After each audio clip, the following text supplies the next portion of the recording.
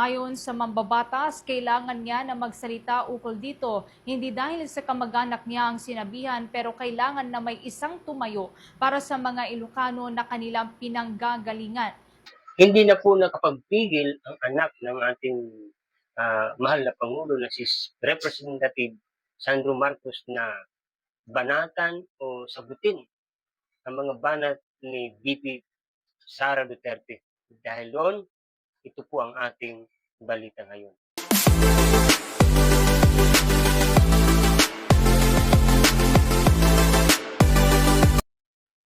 Guys, alam niyo po guys, ay sinasabi na nga po ng ating mahal na Pangulo na wag na pong patulan. Pero itong anak niya ay hindi na po nakapagpigil.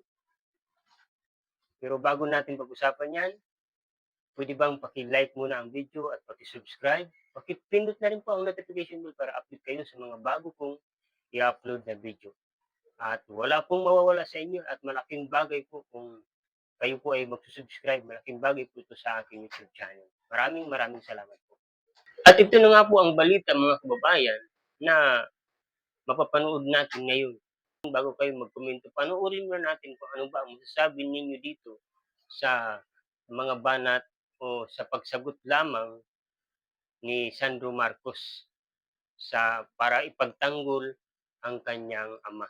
Nagpahayag na ng reaksyon ang anak ni President Ferdinand Marcos Jr. na si Congressman Ferdinand Alexander Marcos sa mga naging pahayag ni Vice President Sara Duterte patungkol sa kanyang namayapang lolo na si dating President Ferdinand Marcos Sr. at sa kanyang ama. Ayon sa mambabatas, kailangan niya na magsalita ukol dito, hindi dahil sa kamag-anak niya ang sinabihan pero kailangan na may isang tumayo para sa mga Ilocano na kanilang pinanggagalingan. Naniniwala siya na hindi lang pamilya niya, mga Ilocano, ang mga hindi natuwa sa ganitong klaseng pahayag, pero ang buong bansa na rin dahil tunayan niya na hindi katanggap-tanggap ang idamay ang namayapang tao at magbanta na pupugutan ng ulo ang presidente. Dagdag pa niya na hindi kailanman nagpahayag ang Pangulo ng laban sa kanya kahit patuloy ang mga tirada ng ikalawang Pangulo. Sa katunayan ay sinabihan siya ng presidente na ama niya rin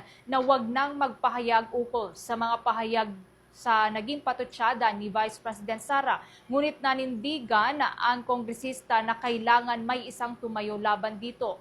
Anya, ang ganitong ginawa ng Vice Presidente na paglalabas ng galit ay umano'y self-therapy niya para sa kanyang sarili. Kaya naman hinimok niya na unahin ang mental health nito palagi.